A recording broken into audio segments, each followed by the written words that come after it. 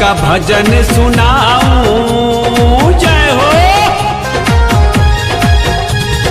श्याम जी का भजन सुनाऊं कि आज गोरी नाच के दिखाऊं। श्याम जी का भजन सुनाओ कि आज मैं नाच के दिखाऊं। नाच के दिखाऊं गोरी नाच के दिखाऊं। नाच के दिखाऊं, मैं नाच के दिखाऊं। संग संग संग संग तुझे भी नचाऊं कि आज गोरी नाच के दिखाऊं। संग संग तुझे भी नचाओ कि आज मैं नाच के दिखाऊं।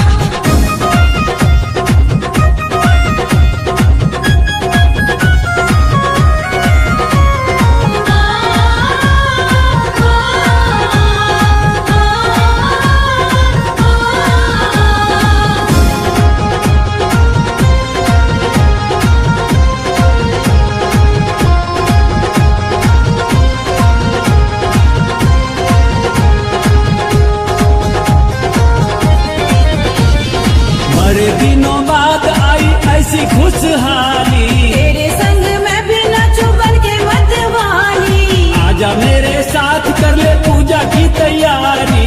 पूजा करो बाबा की, मैं दे दे नई साड़ी। कान्हा जी को आज मैं मनाऊं कि आज गोरी नाच के दिखाऊं।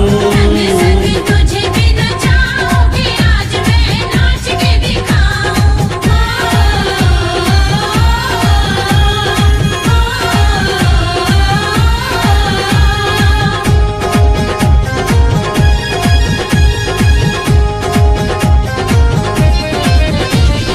खुश होके नाच रही यशोदा जी मैया।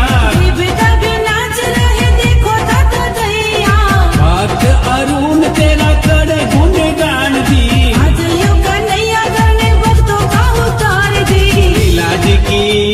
चूड़ी लाज की पार कर दे नैया की आज गोरी नाच के दिखाऊं। संग संग तुझे भी नचाओ कि आज मैं नाच के दिखाऊं। नाच के दिखाऊं गोरी नाच के दिखाऊं। नाच के दिखाऊं, मैं नाच के दिखाऊं।